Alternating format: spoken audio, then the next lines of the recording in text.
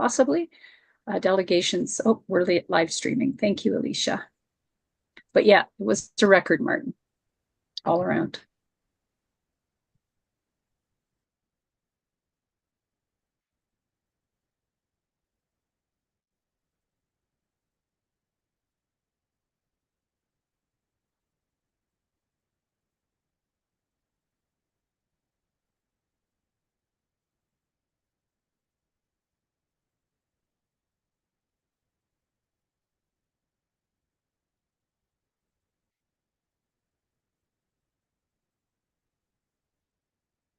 You are good to start, Mayor Milne, whenever you're ready.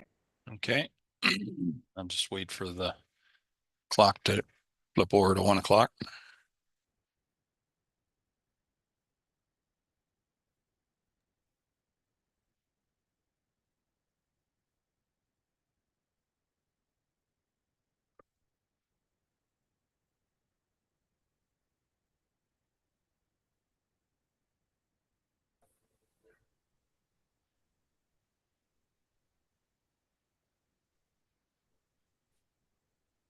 Well, it must be 1 o'clock somewhere, so we'll call the meeting to order. This is a public meeting concerning proposed zoning bylaw amendments pursuant to Section 34 of the Planning Act. Today we have two files to consider. The first C2124 Tubegate Incorporated and C20-24 NOPA 1-24 Township of Southgate Renewable Energy Sources. Any person or public body is entitled to attend this public meeting and make written or oral submissions in support of or in opposition to any of the proposed zoning bylaw amendments. Written comments should be submitted to the clerk, Lindsay Green. Please be aware that planning reports will be presented to the council when the applicable bylaw is presented for consideration at a future meeting. No person or public body shall be added as a party to the hearing of the appeal unless, before the bylaw is passed, the person or public body made oral submissions at a public meeting or written submissions to the council, or, in the opinion of the Ontario Land Tribunal, there are reasonable grounds to add the person or public body as a party. Anyone wishing to file a notice of appeal is encouraged to seek legal advice on your appeal rights, given recent changes to the Planning Act because of Bill 185. So the first one we're going to consider this morning, as I said, was C21-24 Tubegate Incorporated, in paragraphs or in brackets, Solly Martin. The purpose of the rezoning is to permit an on-farm diversified use of metal workshop on site, with the workshop, office, lunchroom, and power room having 750 square meters of floor area and 500 square meters of outdoor storage. The effect of the rezoning would be to allow a 750 square meter metal workshop, office, lunchroom, and power room with 500 square meters outdoor storage associated with a proposed new farmhouse. Existing sheds and a barn will be part of the farm building cluster on the property. The location of the subject lands are part lot 198-200, concession southwest Toronto-Sydenham Road, Proton Township, geographic township of Proton, township of Southgate, civic address is Southgate Road 26 at Southgate Road 75. May I please have confirmation from the clerk that proper notice was given in accordance with the Planning Act? Yes, Mayor Milne, proper notice was given in accordance with the Act. The notice was sent out and signs were posted.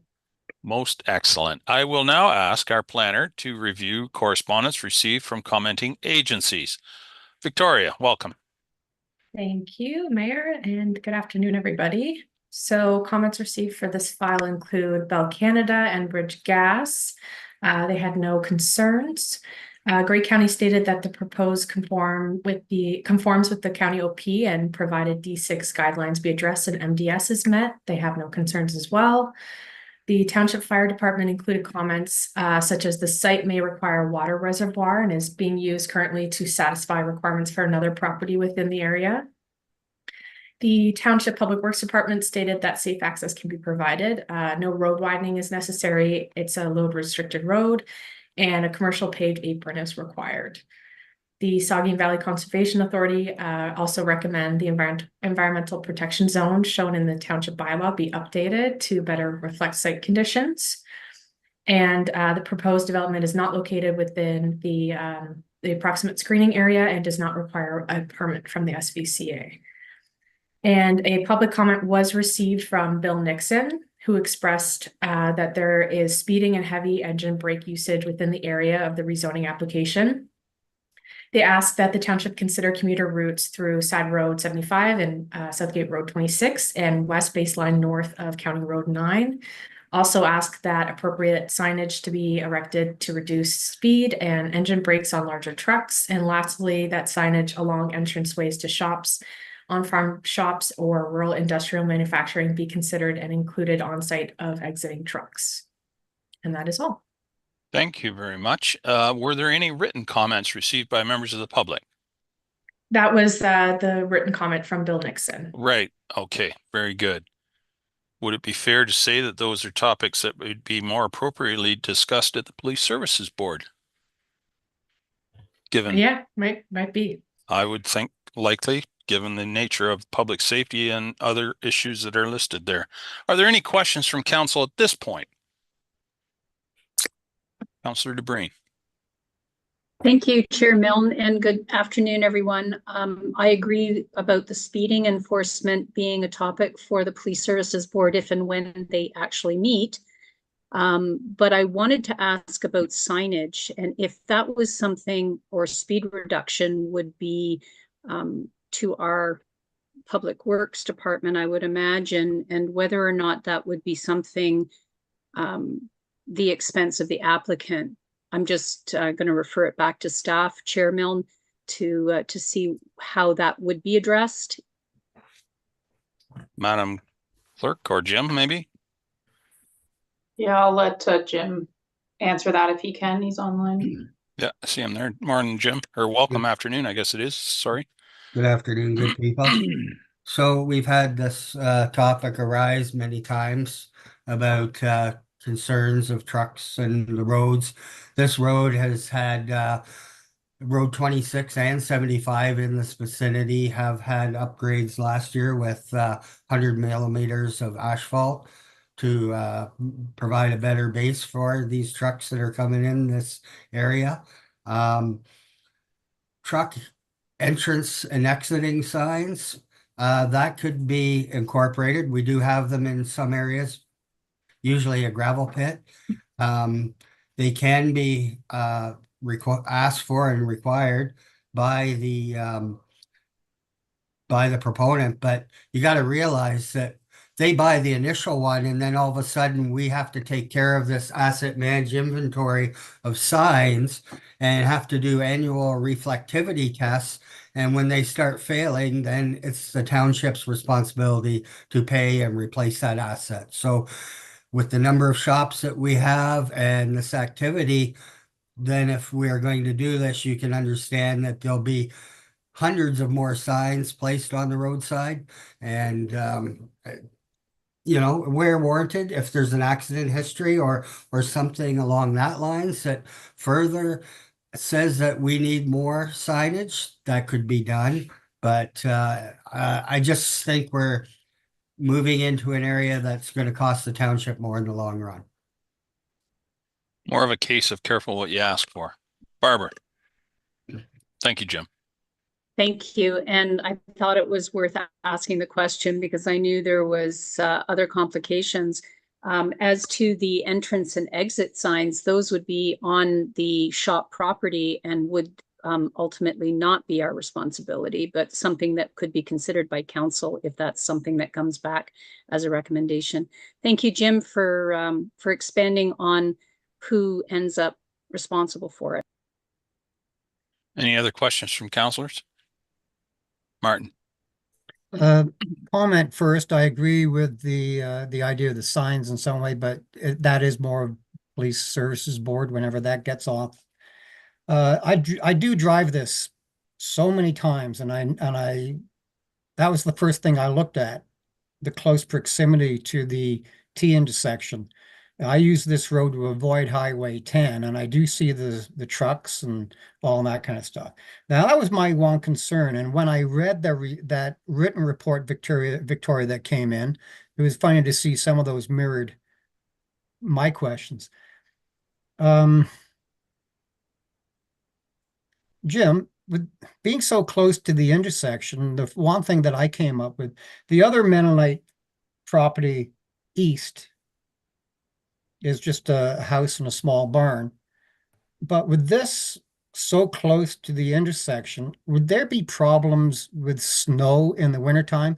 Because I know you guys do a great job. You come around a corner, you push the snow off into the ditch, clean it up. But with that arc coming into the intersection, because that green community thing, whatever it's called, the hydrant, it's there, so they can't move it.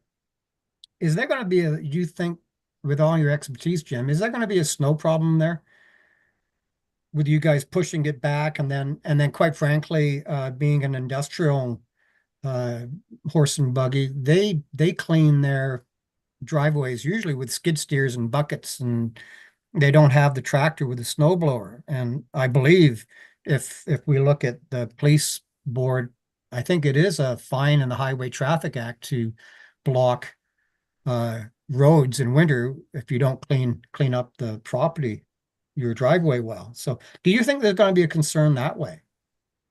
Jim?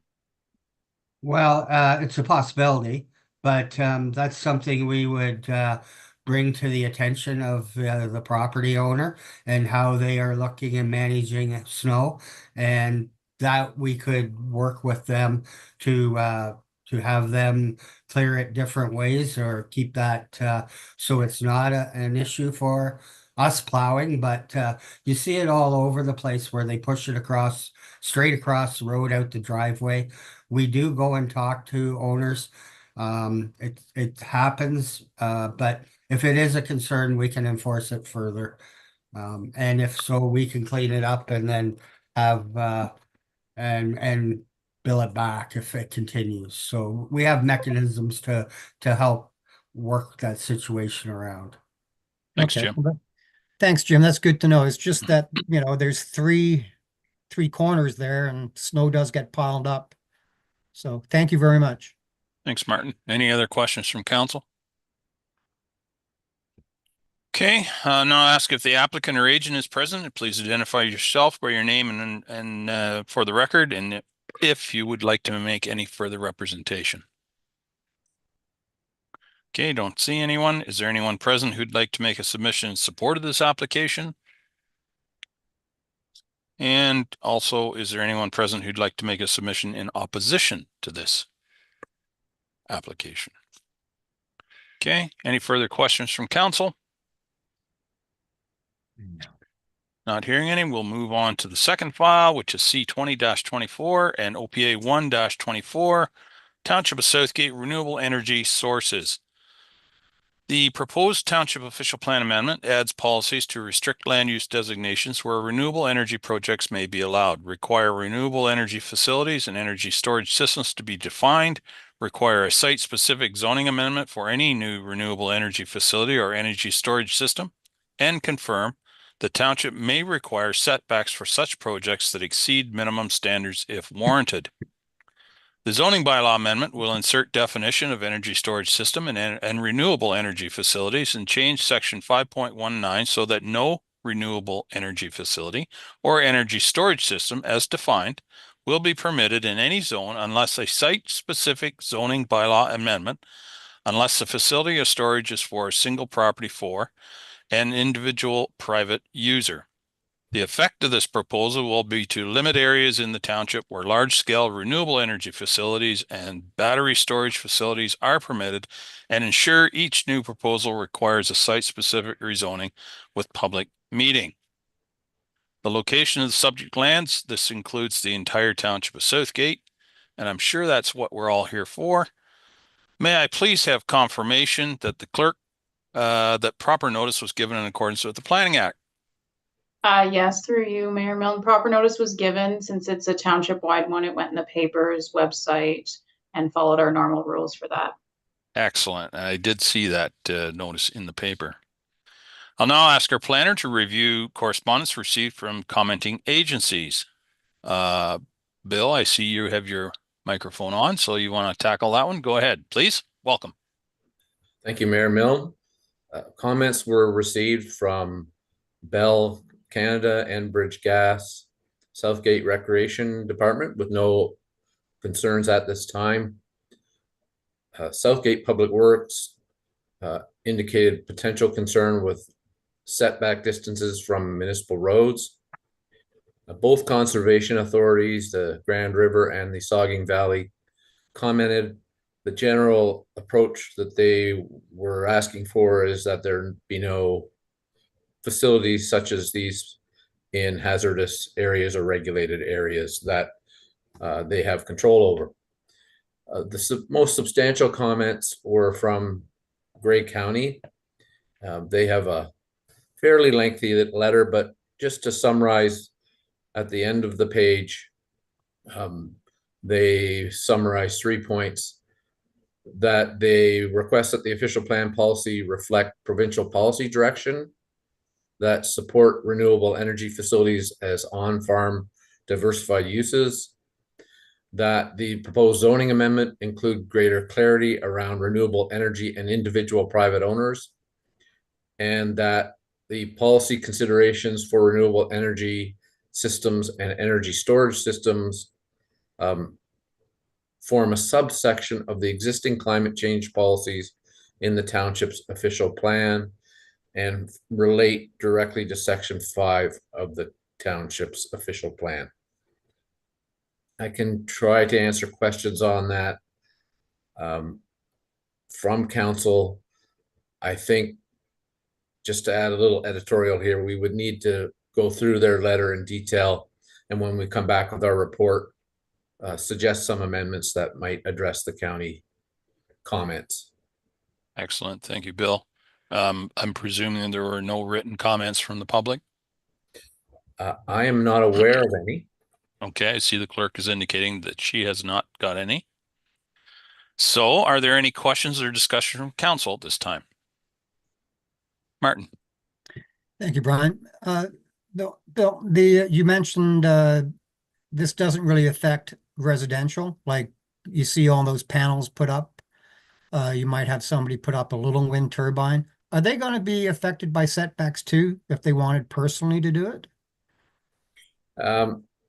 Our intention when we drafted the provisions that council saw back in the spring would be that individuals could still put their own panel up or a small windmill up for generating power for their own use. And typically those are utilities, so they're not subject to setback requirements. Sort of like a flagpole or something like that, I guess, for lack of a better comparison. So an individual's own panel or own battery storage system or own little windmill, the intent of what we put forward was that they would be allowed, and they would be allowed as utilities and not generally subject to setback rules. Thank you, Bill. Any other questions from council? Okay, I guess there is. The township is the applicant. Oh, Martin, go ahead. Yeah, if anybody else has a question, but it is going to be township wide. And I know, Bill, we've always talked about differences between rural zoning and agricultural, and rural zoning can still be a farm, but you don't want any of this on prime ag. Are most rural zoned areas around settlement areas? Because if anybody wanted to do a program like this, or storage or some kind of collection, they would probably want to be close to a settlement area because that's where they could feed in better. So in the long term, do you see that's where the development might come, and with permits and things like that? Right. But what we've said, if I may, through the mayor, Please. What the policy tries to do is direct these to rural areas, not prime agricultural areas. So you would not, if these policies go through as written, subject to working through with the county on refining them, if they go through like they're written, you would not need an official plan amendment for a renewable energy facility in a rural area. Those are, I suppose, typically near settlement areas. They're certainly in areas where there's more estate type lots. So that's one part. So you would not need an official plan amendment in only a rural area. As far as zoning, you would need a zoning change the way this is written, no matter which designation you are in. So everyone needs a zoning amendment application. Everyone would require your approval. They also have to go through a different approval process of their own. And if you deny the zoning amendment for this, that is not appealable by them. So you have ultimate control over these now, which is different than what happened years ago. So, and then again, that's subject to refining what the county policies say. As far as prime ag lands,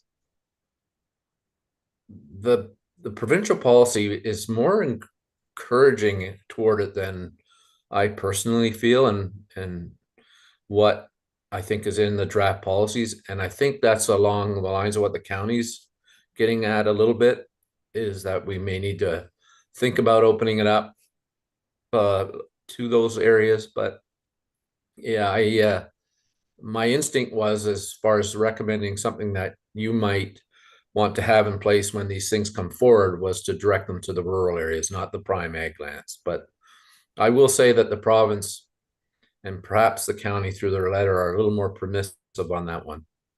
And I think that's what they're going to want to see in the revisions that come back to you. Thanks, Bill. Okay, Martin, for now, good. Any Yeah, other for now. Yep. For now. Yep, Any thank other you. questions from any other counselors? Okay, I guess the applicant here is the township, so I won't ask for comments. We already got the comments from Bill, so that's good. Anyone present who'd like to make a submission in support of this application? And conversely, is there anyone who would like to speak in opposition? Okay, not hearing that. Any further questions or discussion from council? Martin, go ahead, please. Thank you, Brian. Oh, Bill, you said the county and the province is becoming more permissive. So how does that affect? I know you mentioned it, and we've quite a few of us here have been involved with that windmill years ago. How does that affect our not a willing host? And do we have to get not willing hosts for the actual battery storages too? So Yeah, not that I was against solar, it was just the way they did things, but yeah. so. Through the mayor to Councillor, yeah, I was just thinking back as we were dealing with this, how this meeting might be so much different if it were 10 years ago, because we'd probably be 2 or 3 hours, but nope, not today. Not today. No. And I think that because the policy has changed and the legal perspective on this has changed, and that local councils now have the ultimate approval on it with their zoning bylaw, I think your not a willing host resolution is something for the archives, and that if you get an application, you'll have to consider it. And the good thing is you'll have had this policy discussion, and you'll have something that you're happy to have in place to receive these applications and give some indications to applicants what you'll be looking for. So short answer is, personally feel that you're not a willing host resolutions from the past are now of the past, but I'm no legal expert. If someone wanted to raise that, who knows what could happen. But I feel like this is a whole new framework, and I think you're being proactive in trying to set rules that everyone can see and what you'll expect when these start to come forward. Ken, I see you have your hand up. Go ahead, please. Yeah, thank you, Your Worship. If I could just add to Bill's comment, just further to the resolution that other municipalities have passed, it's important to understand that, and I think Bill's touched on it a bit, that with the changes that the province has made to the Planning Act, you have to remember that under planning law in Ontario, you cannot prohibit a use. That's just not possible, but you can regulate it. So what has happened is the province has moved to say, Okay, council, you can make your own decisions, but you need to establish a framework. And that's really what Bill, and that's what we're here to discuss, is what is that framework of how to make a decision. Doesn't necessarily mean that you're going to make a positive decision, but it sets the stage to consider an application and then look at everything on a case-by-case basis. Thank you, sir. Very good. Any further questions? Barb? Thank you, through you. And the conversation has created a question. Bill, you indicated, through you, Mayor Milne, you indicated that if this sets the framework, thank you, and we can consider any application that comes forward, would require a zoning amendment, but we can deny it, we can turn it down, and it's not appealable. That's the correct. ultimate authority. That's Thank you. right. The Planning Act has been specifically changed in that way, and we confirmed that with the county as well back when we wrote that report. So yes, that's the current status of the legislation. Okay. Thank you. Very good. Thank you, Bill. Thank you, Barb. Any other questions? All right. Very good then. Because we have now completed the agenda for today's public planning meeting, I will declare this public meeting adjourned at 1:25. It's not a record, but it must be close.